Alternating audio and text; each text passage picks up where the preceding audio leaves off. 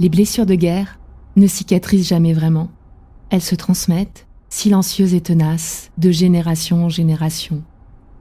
Certaines sont visibles, gravées dans la chair, d'autres, plus insidieuses, se cachent dans les non-dits, les regards détournés et les silences pesants. Alberto, le grand-père de Clélia et Giulia, le père de Marco, est hospitalisé depuis 5 jours. Elena a finalement accepté de les accompagner à son chevet. Le trajet s'est déroulé dans un silence tendu. Les 2 sœurs, assises à l'arrière, échangent des regards lourds de questions non posées. Elena, au volant, garde les yeux fixés sur la route sinueuse bordée de collines enneigées.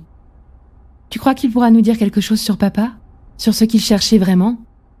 demande Giulia à sa tante, rompant finalement le silence. Elena soupire.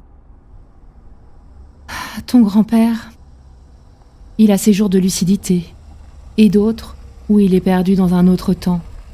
Espérons qu'aujourd'hui, ce soit le bon moment. » Les voilà arrivés.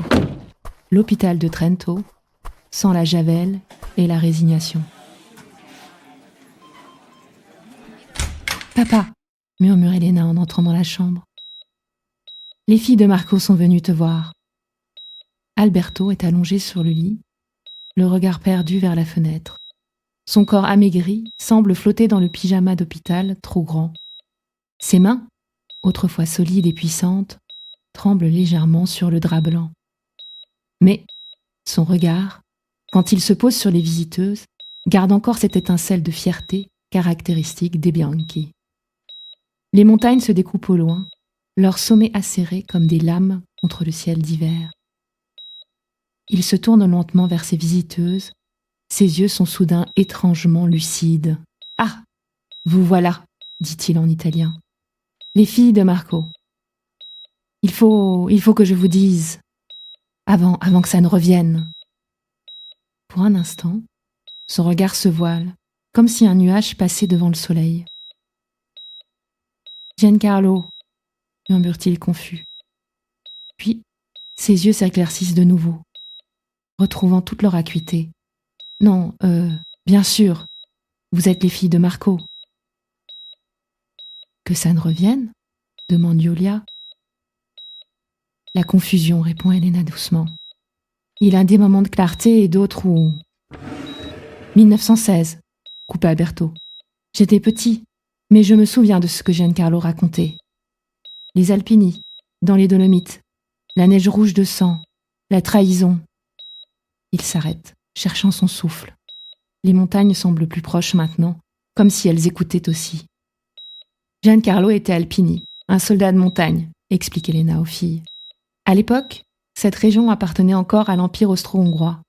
Être Alpini, c'était choisir son camp, celui de l'Italie. Quelqu'un l'a dénoncé, reprend Alberto, sa voix tremblante. Quelqu'un du village. Les Austro-Hongrois l'attendaient dans la montagne.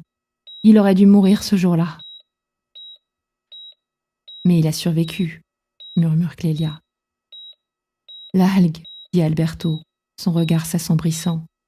Cette chose de la mer qui n'aurait jamais dû venir dans nos montagnes. Ça a été le début de la fin. La rumeur, l'incendie, les insultes. Sa voix se brise. Elena pose une main apaisante sur son bras. Qui voulait lui faire du mal ? Demande Clélia doucement. Alberto secoue la tête, ses yeux se perdant encore une fois dans le jardin derrière la fenêtre. Quelqu'un du village. Un traître. Mais ils sont toujours là. Ils n'ont jamais disparu, ils attendent. Giulia fronce les sourcils. Mais pourquoi ? Pourquoi vouloir faire du mal ? Alberto murmure, presque pour lui-même. Il nous haïssait. Pour l'algue, pour ce que Giancarlo voulait protéger. Les Bianchi étaient différents, et cela faisait peur. Il observe chacune des sœurs, puis Elena, comme s'il cherchait quelque chose d'invisible. Ton père, il était comme Giancarlo, toujours à chercher, toujours dans l'ombre d'un autre. Clélia s'agenouille près de lui. L'ombre de qui ? L'autre fils, celui qui n'a pas vécu, continue-t-il soudain. Quel autre fils ? Demande Giulia. Un jumeau, répond Elena doucement.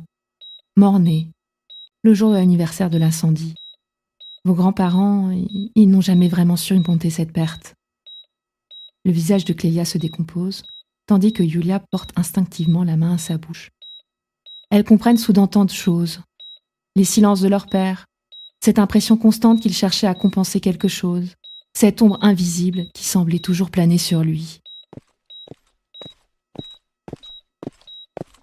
Une silhouette s'encadre dans l'embrasure.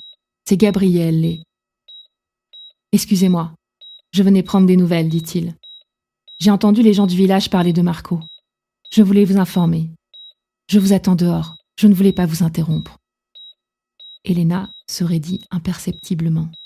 Mais Gabriele a déjà disparu dans le couloir, laissant derrière lui comme une ombre de plus dans cette chambre déjà chargée de fantômes. Alberto, lui, s'est rendormi, épuisé par ses souvenirs remontés à la surface. Ses derniers mots flottent encore dans l'air. Méfiez-vous, certains n'ont jamais pardonné.